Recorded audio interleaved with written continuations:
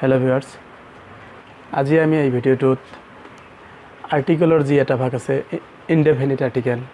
Indefinite আৰ্টিকেলক আকৌ দুটা ভাগত ভাগ কৰিছে, এ আৰু এন। এ আৰু এন আৰ্টিকেল নাউনৰ আগত বহুৱাৰ এটা শৰ্ট ট্ৰিক বনাইছোঁ। এই শৰ্ট ট্ৰিকখিনি আপোনালোকক আজি দেখুৱাম। তো আমি পলম নকৰি ভিডিওটো আৰম্ভ কৰোঁ। ভিউয়াৰ্স, পোনপ্ৰথমে আমি আহিম মেন কথাটো যে আছে, মেন কথাটো অসমীয়াত লিখিম ম টেকাৰ আৰু ন। তাৰপিছত আমি চাম মেনৰ যি প্ৰথম আখৰটো আছে, কি আছে, ম আছে নিশ্চয়। আৰু এই ম আখৰটো ইয়াৰ চাওক ব্যঞ্জন বৰ্ণত আছেনে স্বৰ বৰ্ণত আছে। যদি ম আখৰটো ব্যঞ্জন বৰ্ণত থাকে তেনেহ'লে তাৰ আগত বা মেনৰ আগত কি বহিব, এই আৰ্টিকেল বহিব।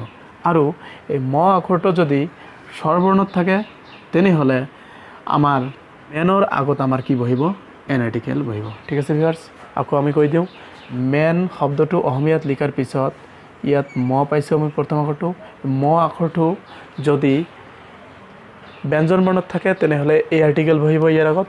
আৰু ম আখৰটো যদি স্বৰ বৰ্ণত থাকে তেনেহ'লে তাৰ আগত কি বহিব, এন আৰ্টিকেল বহিব। ঠিক আছে ভিউয়াৰ্স, তেনেহ'লে আমি ম যিহেতু আমি ব্যঞ্জন বৰ্ণত পাইছোঁ, গতিকে আমি এতিয়া এই আৰ্টিকেল বহুৱাম। তাৰপিছত ইয়াত পেন আছে। পেন শব্দটোৰ প্ৰথম আখৰটো প আছে আৰু প আছে ব্যঞ্জন বৰ্ণত, গতিকে ইয়াতো কি বহিব, এই আৰ্টিকেল বহিব। বয়ৰ ব আছে ব্যঞ্জন বৰ্ণত আছে, গতিকে ইয়াতো এই আৰ্টিকেল। অৰেঞ্জৰ অ আছে, গতিকে অ ইয়াত আছে, গতিকে ইয়াত এন আৰ্টিকেল বহিব। কেটৰ প্ৰথম আখৰটো ক আছে, ক ইয়াত আছে ব্যঞ্জন বৰ্ণত আছে, গতিকে ইয়াত কি বহিব, এই আৰ্টিকেল বহিব।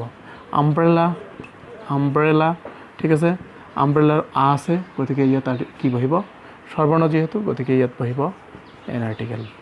ইউনিভাৰ্চিটি হাস্যই আৰু হুস্যৌ নি ভাৰ্চিটি। ঠিক আছে বন্ধুসকল, ইয়াত এটা বিকল্প নিয়ম আহিছে। যদি শব্দটোৰ প্ৰথম দুটা আখৰ হাস্যই আৰু হুস্যৌ থাকে তেনেহ'লে হাস্যই আৰু হুস্যৌ থাকিলে এন নহ'ব, ইয়াৰ আগত কি বহিব, ইয়াৰ আগত হাস্যই হুস্যৌ থাকিলে এই আৰ্টিকেল বহিব। ইউনিয়নৰ হাস্যই আৰু হুস্যৌ আহিছে, গতিকে ইয়াতো কি বহিব, এ বহিব। হাস্যই আৰু হুস্যৌ থাকিলে ইয়াত কি বহে, এ বহে। ইউনিফৰ্মৰ হাস্যই হুস্যৌ আছে, গতিকে এ বহে। ইউজফুলৰ এ বহিব। ইউনিট এ বহিব। ইউৰোপনতো এ বহিব। তাৰপিছত আহিলোঁ ওৱান, বত আকাৰ আৰু ন। ইয়াত চাওক ভিউয়াৰ্স, যদি প্ৰথম দুটা আখৰ ৱাছ থাকে, বত আকাৰ, তেনেহ'লে ইয়াত ৱা থাকিলে ইয়াত কি হ'ব, ইয়াৰ আগত কি বহিব, এই আৰ্টিকেল বহিব। ঠিক আছে ভিউয়াৰ্স, আকৌ কৈ দিওঁ হাস্যই হুস্যৌ একেলগে থাকিলে এ বহিব।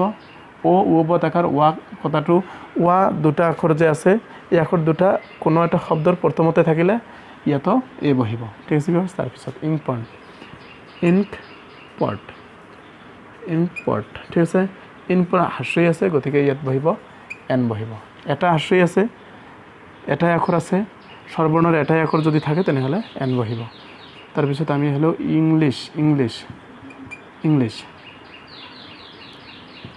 ইংলিছ, গতিকে হাস্যই আছে, এন বহিব। MLA, এইখিনি নালাগে, এ আছে, গতিকে ইয়াতো এন আৰ্টিকেল বহিব। তাৰপিছত LP স্কুল, এ আছে, গতিকে এন আৰ্টিকেল বহিব। MBBS, এ আছে, এন আৰ্টিকেল বহিব। তাৰপিছত আৰু আহোঁ RCC, আ আছে, গতিকে এন আৰ্টিকেল বহিব। আৱাৰ আছে, আৱাৰৰ আ আছে, গতিকে ইয়াতো এন আৰ্টিকেল বহিব। অনাৰেবল, অ আছে, এন আৰ্টিকেল। অনেষ্ট, অ আছে, গতিকে এন আৰ্টিকেল।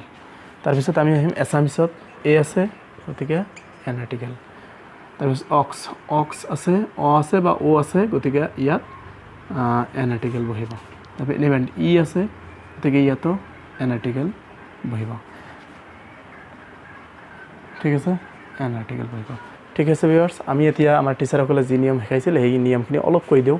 আমাৰ টিচাৰসকলে শিকাইছিল, পোনপ্ৰথমে আমাক শিকাইছিল vowel AEIOU, semi vowel WY আৰু কনচনেণ্ট, বাকী যিবিলাক এলফাবেট আছে সেইবোৰ কনচনেণ্ট হয়। ইয়াত চাব মেনৰ প্ৰথম আখৰটোৰ যদি কনচনেণ্ট হয়, ইয়াৰ যিকোনো এটা আখৰ থাকে তেনেহ'লে কনচনেণ্ট হ'লে এই আৰ্টিকেল বহিব। কি আৰ্টিকেল বহিব এ আৰ্টিকেল আৰু যদি প্ৰথম আখৰটো যদি ভাৱেল হয় ইয়াত চাওক ভাৱেল আছে ও ভাৱেল হয় গতিকে ইয়াত কি বহিছে এন আৰ্টিকেল বহিছে এইখিনি আমাৰ টিচাৰৰ নিয়ম আছিল